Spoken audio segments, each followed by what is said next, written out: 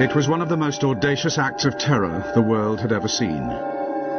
They used 350 kilos of gelignite and TNT, and they planted the bomb in broad daylight in a building full of people. Nearly 60 years on, and it is as fresh in the memory as ever for those involved. I was running as fast as I could, with the bomb on my shoulder. There were a lot of explosives inside. It was heavy. The bomb killed 91 people and 45 others were injured. But little did the bombers of Jerusalem's King David Hotel back in 1946 know that they were one day to be hailed as the founding fathers of a new age of terror. For their success inspired waves of imitators around the world. If my sacrifice for that is to be called a terrorist, then I'm glad to have been a terrorist for liberation. We didn't mind being called terrorists then, because we actually used force, such force, a brutal force, in order to get rid of them. We knew we only had one chance in 1,000 of coming out alive. The death was around every corner. This is the story of the birth of modern terrorism, of the activists who invented it, and of how it has been appropriated and dispersed around the globe.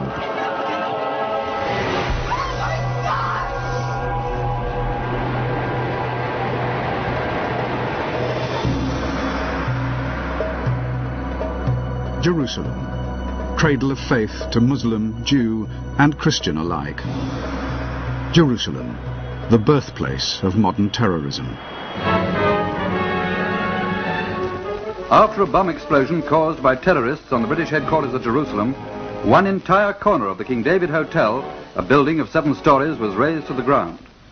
The stone floors were cut clean. In scenes eerily reminiscent of New York 55 years later, the Jerusalem bomb was the beginning of terrorism as a media event, designed to capture the world's attention. The latest casualty list included 65 killed, 47 injured. The perpetrators, Zionist Jews, members of Menahem Begin's Irgun terrorist network.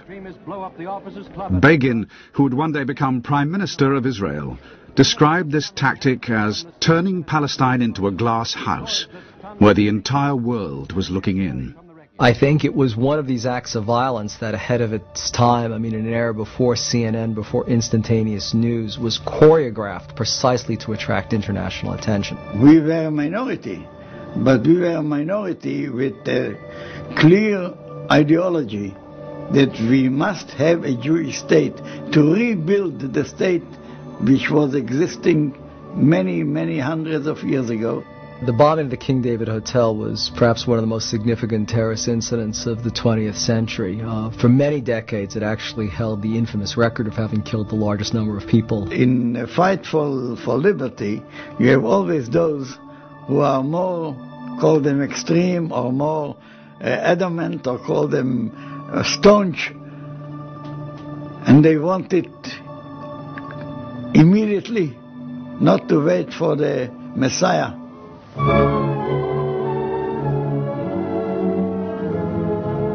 Still lying under the shadow of terrorist attacks, many areas of Palestine are... By the end of World War II, the British, who had been made responsible for looking after Palestine by the old League of Nations 27 years earlier, found it to be a serious headache.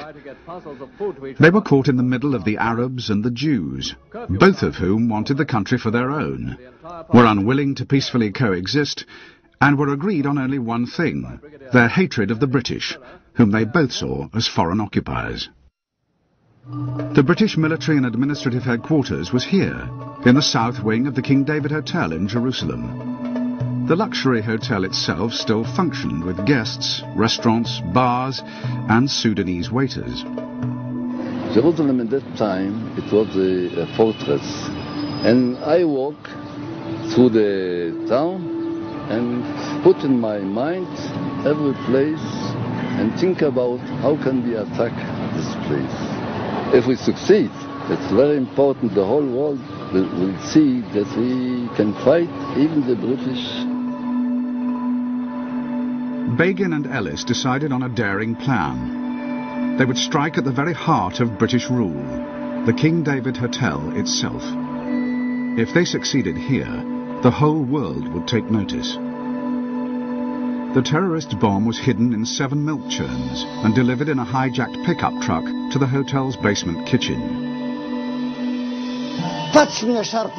We jumped out and everyone took up their positions. I took the churn and started to run. I was thinking, how do I get to the place where I have to put the churn down? That's how I started. Anyway, there were lots of people around in the corridor, and we tried to move them out of the way. Here, there, to the side. But there were some who resisted, but we threatened them with our weapons. I wasn't dressed as a civilian or a soldier. I was dressed like an Arab, with a jalaba and a keffiyeh, with that ring on your head. You know, like, what's he called? The leader of the Arabs. You know, Arafat. There were 7 churns, weighing 350 kilos in all.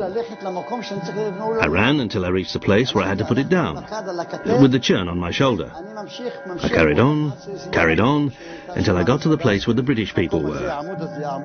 I saw a pillar that used to be here, and I put the churn down and ran away immediately. I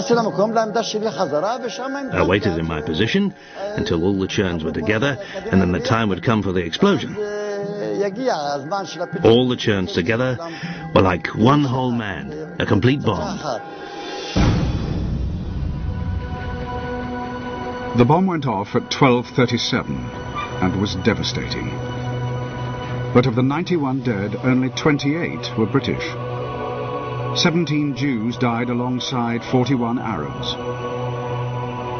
Of all these, 54 were innocent civilians, unconnected to the British authorities in any way. It's classic terror in that it's off the mainstream.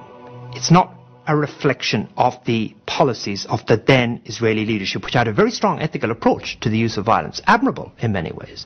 And it shows too a sign of the future in that it's the damage being done by the splinter of the main movement, which is the damage we frequently call terrorist, and which is the most likely to be without any moral dimension.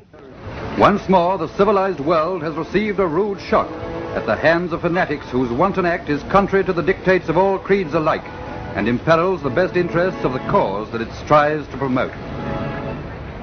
The Irgun denied that they aimed at civilian targets, but one man at least had a different opinion. In 1948, the British Chief Secretary in Palestine, Sir Henry Gurney, wrote in his diary of how one Irgun attack was indiscriminately aimed at civilian targets and was designed to create panic among the population. 3 years later, Gurney himself was to be assassinated, as liberation movements all over the world took note of the flame that had been ignited in Palestine.